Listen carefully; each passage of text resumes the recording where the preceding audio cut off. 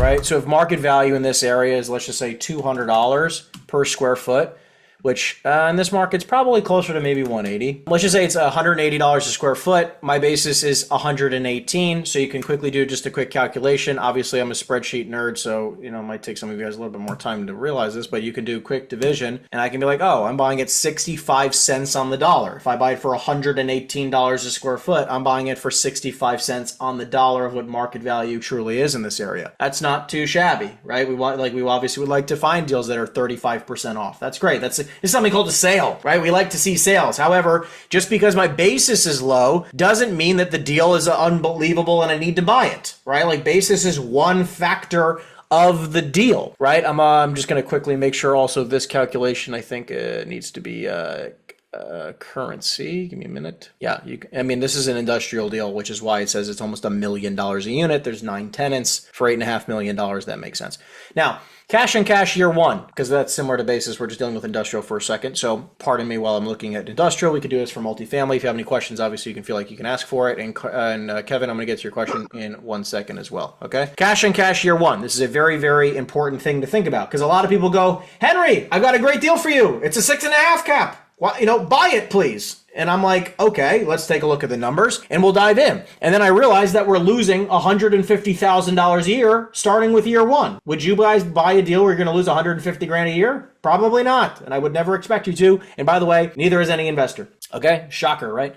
So anyways, to figure out year one cash on cash, all you're going to do is you're going to hit equal sign and we're going to go to cash flow. We're going to go to the cash flow page, okay, which has every bit of the income broken down quarter by quarter. Don't get overwhelmed. I'm going to walk you through it. All we're going to look at is our operating cash flow after debt service, all the way here on the left. And then you're just going to take this key and we're just going to highlight this. So we have cash flow year one, okay? So this is our free cash flow year one. Obviously, it's based on everything that's set up right now. Clearly, right now, we're at a decent amount of cash flow. This is almost 200 grand. That's not too bad. But we're going to divide it into how much money we're out of pocket year one, because that's the whole purpose of what cash on cash return, right? I spend X amount of money and I make X amount of money. What is my return? So if my total out of pocket right here explains to you $4.795 million, I'm going to take that number and I'm going to hit enter. Okay, and then I'm going to come up with a value. So this number, by the way, I'm just doing it on my calculator, right? This is the number comes to, if you just go to cash flow, I'll figure out what's wrong with it at a different time. I just don't want to spend too much time on this. But cash flow day one is basically just saying, is there any free cash flow? Am I losing money or am I making money year one? Obviously, in this instance, based on all the terms I inputted, I'm making at the bottom here, you'll see 200,966 at the very bottom right-hand corner. And out of pocket day one, we are spending almost $5 million. Okay, you can see this here, $4.8 million.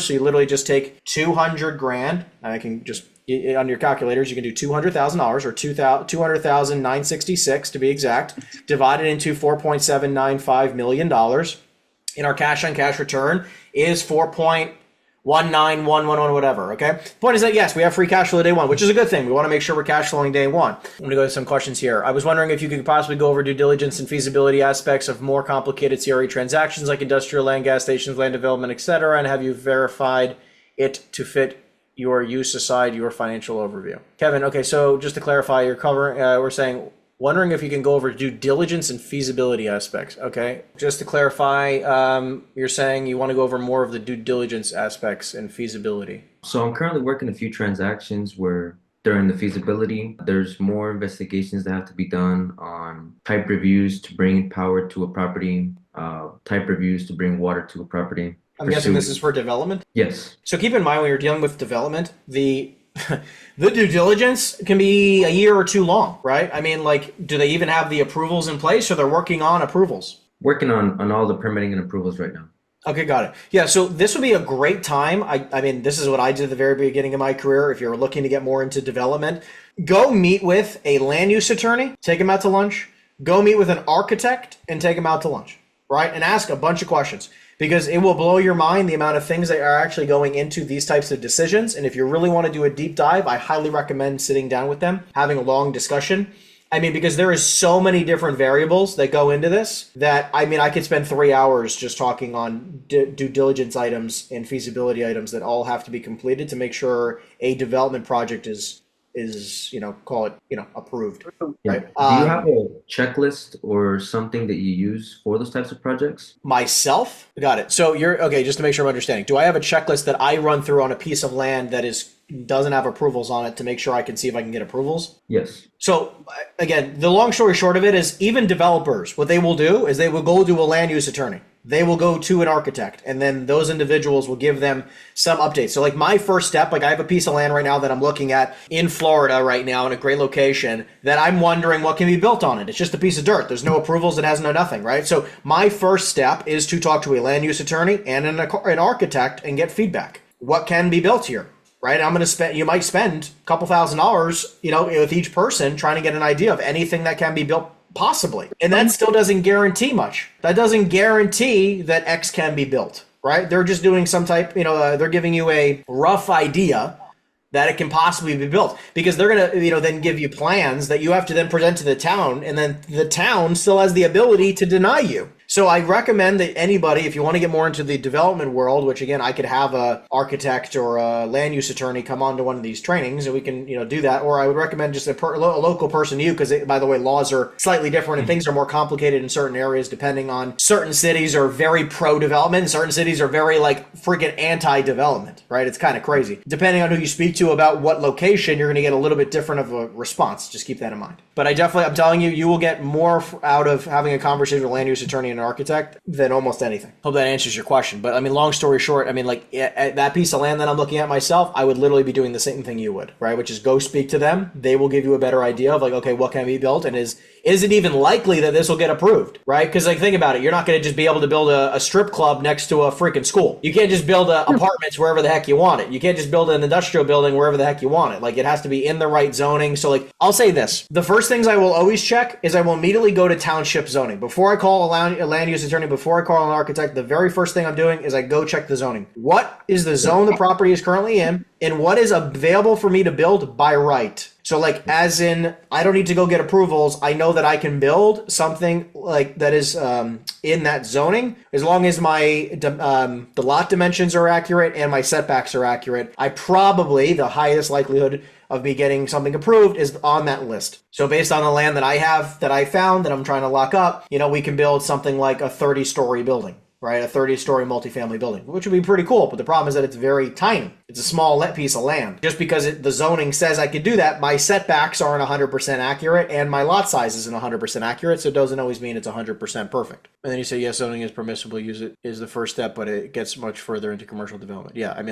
obviously, I could go forever on talking about this, but going to the town is definitely a first place to do that. I recommend that. Then you talk to a land use attorney and an architect, because you're going to have to spend, guys, some of my partners will spend several $100,000 on plans and architectural drawings and other things to make sure that then they submit it to the township. Right now, I can't even tell you how much money they've probably spent, but in New York, Extel Development, Stephen Ross, right? The guys who built Hudson Yards, are working on trying to get plans approved for a multi-million square foot development right in front of Hudson Yards. So they are on their I don't even know what number revision, because they keep submitting plans and they get denied, and then they submit plans and they get denied, and they have to adjust things. So it's just, and they're actually trying to put a casino right there, which is going to be nuts if that gets approved. So I hope that answers your question. Then Eric says, do you have a version of on Excel? The export to Excel messed up on a ton of the formulas. Yeah, I always just use Google Drive. Eric, I like using Google Drive the most. If you don't have a Google account, I would recommend that you create a Google account just so you can use Google Sheets.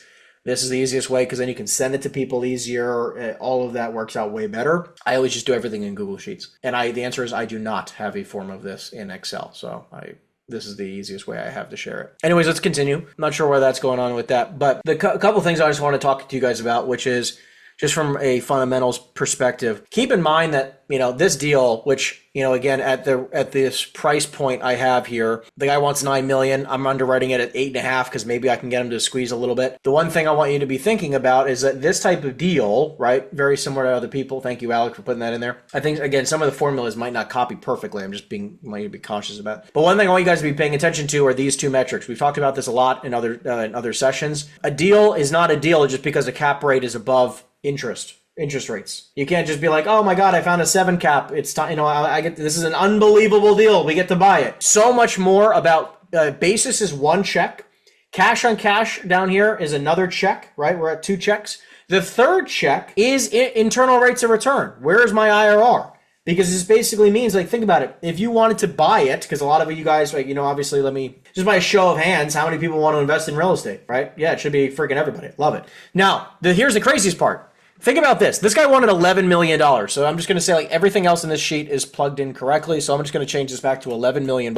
Again, just to give you some reference, this is for inspections. I want to make $150,000 with my partner as a syndication fee. Our closing cost, because we have to get a loan, is probably going to be $300,000, and it needs about $500,000 in renovations. That's where this is all coming from. The next thing we're going to learn, look real quick, because I'm going to explain to you why the internal rate of return is here, because this is very important to understand, because a lot of people only see investment real estate through a very small lens. They only understand parts of it, not all of it. Now you plugged in all these numbers, right? They want 11 million. You plugged in all your due diligence numbers. Everything's plugged in. Okay. Now you're going to look at your loan details. You're only going to be able to get a 25-year loan on industrial, okay?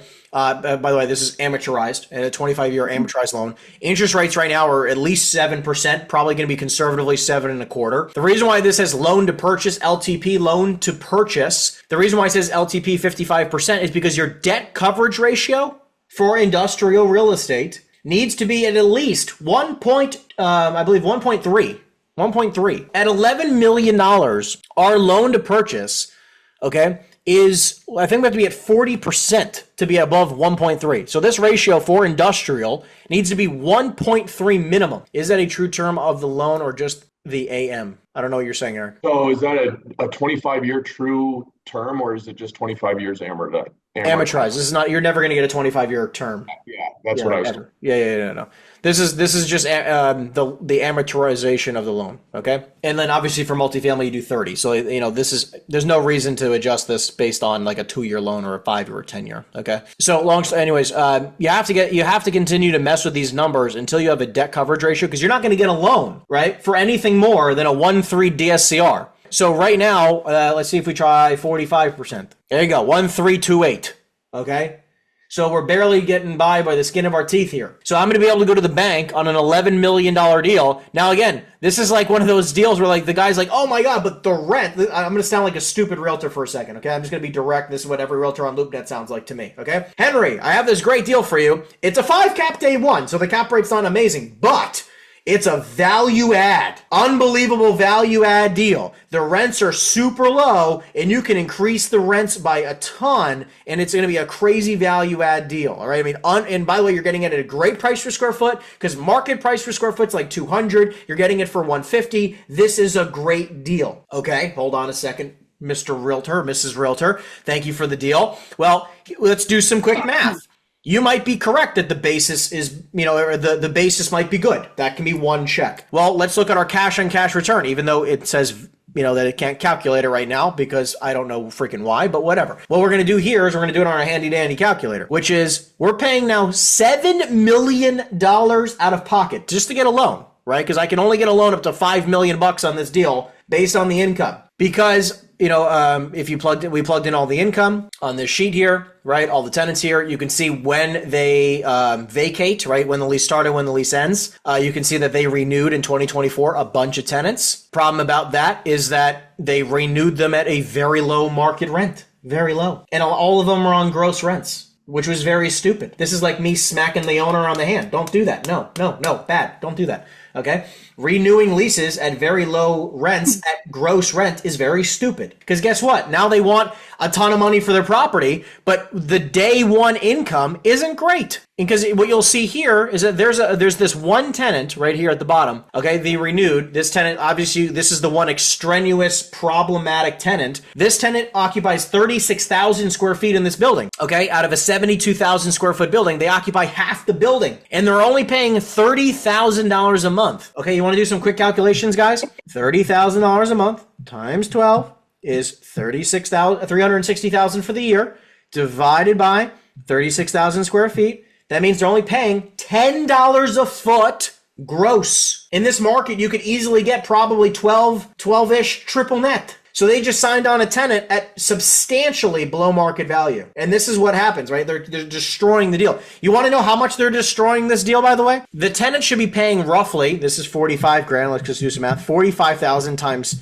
12 divided by 36,000 feet is $15 all in, which is basically $12 triple net, right? Because they're taking about $3 for expenses, $12 triple net. You know what this changes if I change the deal to 45 grand right here? Watch this. Not 450,000, Jesus Christ. Okay, ready? That's at 45 grand. Changing nothing else.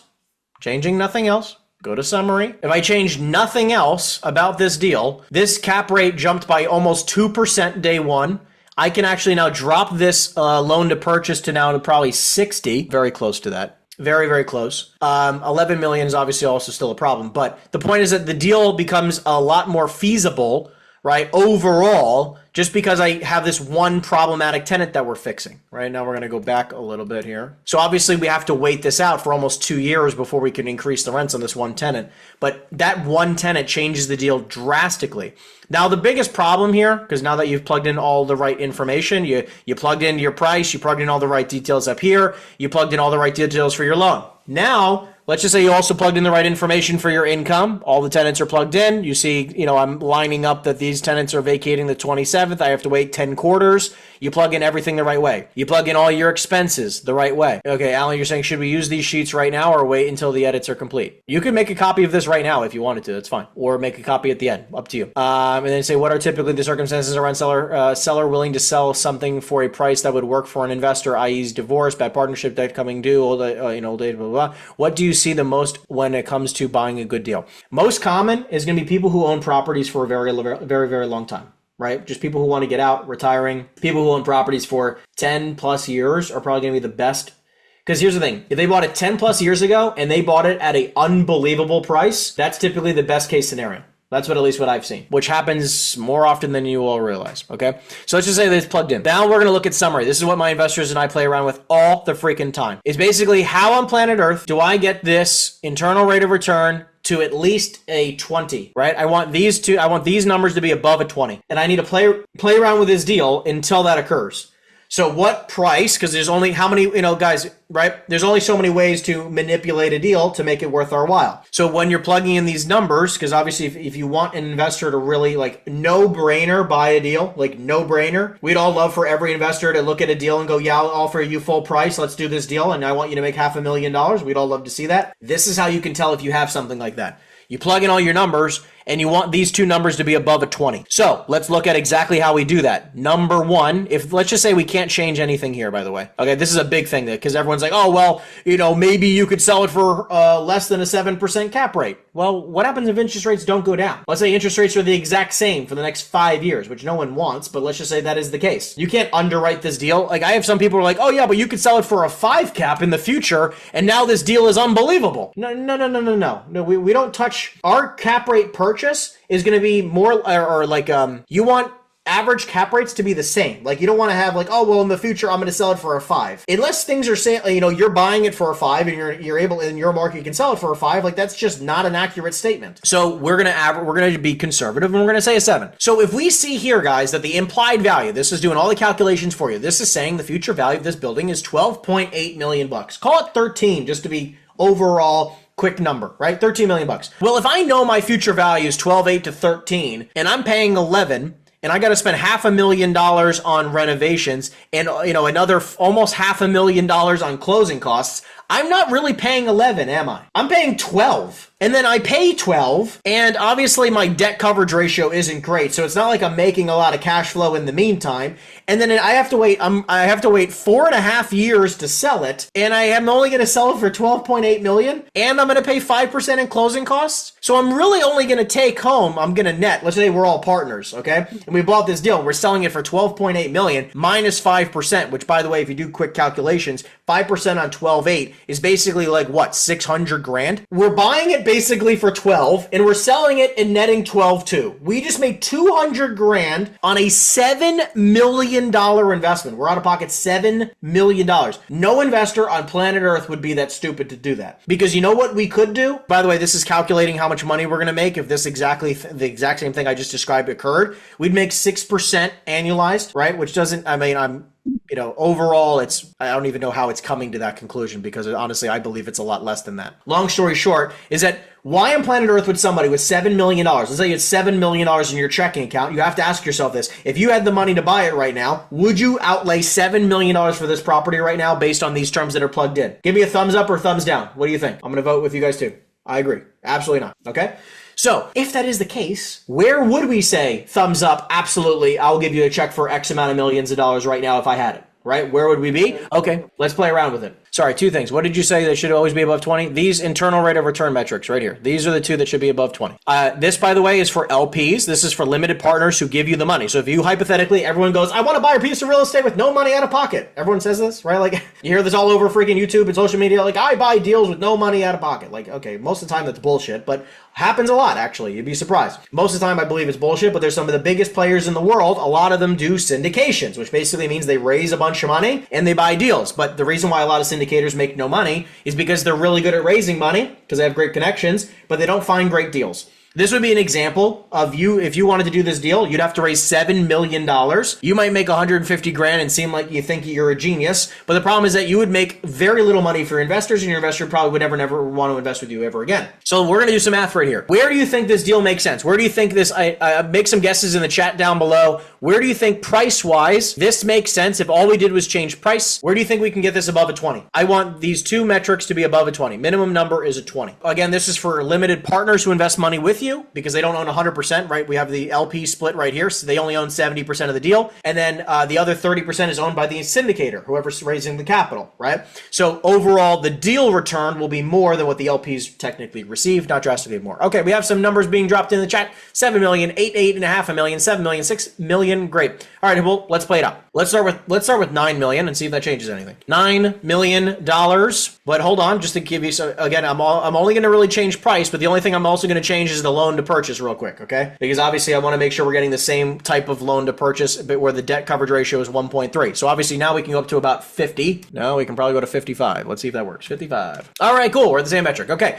So guys, we just went down to 9 million from 11. We dropped down 2 million and we only went up to 13%. Now, again, this is not 20 and this does not still constitute an unbelievably priced deal. This is, by the way, what the seller wants me to buy it for. The seller wants 9 million bucks. We're going to see how close to 9 million I can actually pay. Now, let's go down to 8.5 million. So put in 8.5. We're going to try 8.5, buddy. Let's see what we get. We're up to 15 here and 18 here. We're getting close, and we can't really move this metric because we're not like drastically over. Maybe we can try, let's try 60. We're close. Maybe we can get 58. I mean, that's covered, right? 58. We're almost there. We're getting there. Okay, now let's try again. Let's go down to 8 million. All right, we're at a 17 and change and a 21. We're creeping up here, right? We're creeping. Now let's go to 65. Nope. Let's say we go to 62. Okay, cool. Right, so long story short, we're almost there. Just needs to be probably a smidge under. Let's try 7.5 million bucks, and I think we're there. There we go. 7.5. Might even be able to pay above 7.5 to keep this internal rate of return.